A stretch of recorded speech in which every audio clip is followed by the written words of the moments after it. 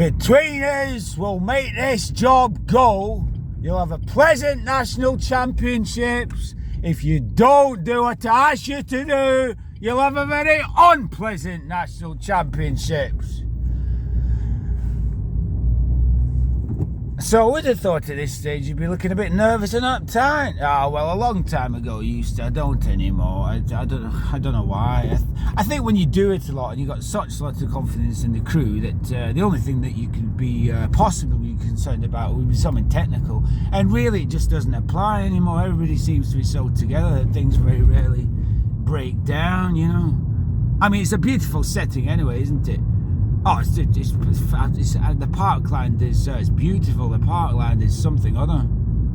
I mean, was this a site that you really wanted to play at? Was it hard to negotiate the use of it? I wasn't involved in it, but I always wanted to play it because everybody had said that we should do it. And I think it's turning into a smashing day out, isn't it? It's a wonderful day out, yeah. So I suppose you say it's a lot of. You know, it's whatever, but there's a lot of rehearsal really before it too that helps it run smooth, isn't it? You lot to Embrace Studios or something. Yeah, but I think that's the best way of doing it because it's tiring on the road to call rehearsals and to sound check.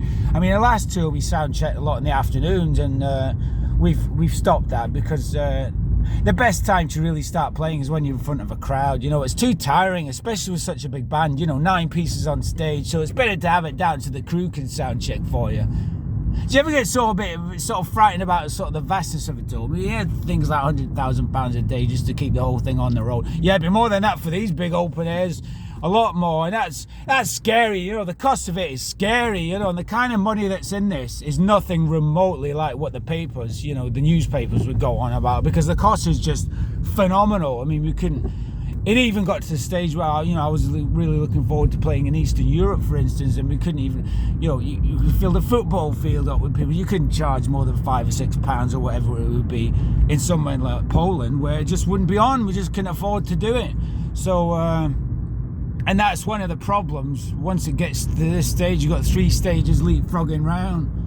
And also it starts to take a momentum of its own, you know. I know it's open-ended, this tour. It's not. It's finished in October.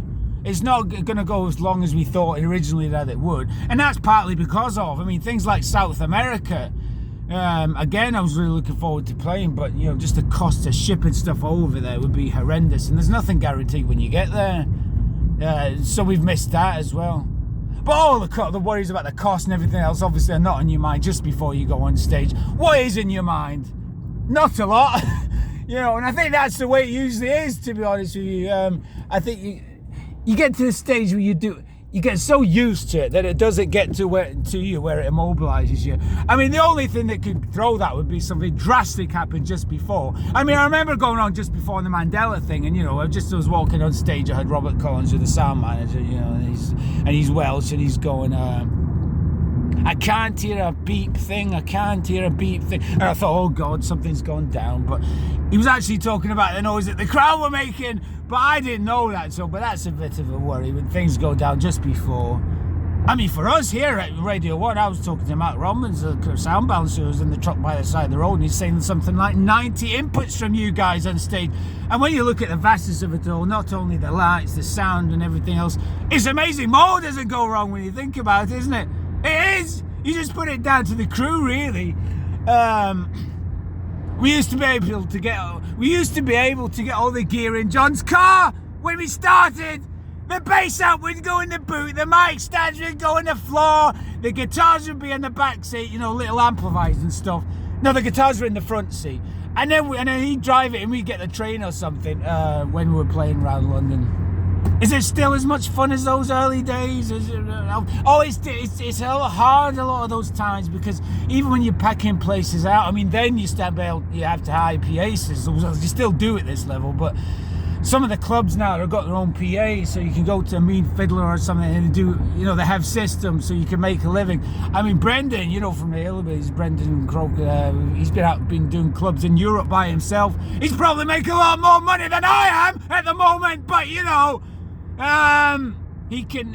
The clubs will run, John, generally a lot better than they used to be. Because I remember when we played the Marquee in London, we did about 4 weeks. He used to call that a residency when you played 4 times, you know. And we packed the place out. It must have been 800 to 1,000 people. And they paid us 110 quid for the show, but the PA cost 105. So we bought a beer with the other fiver.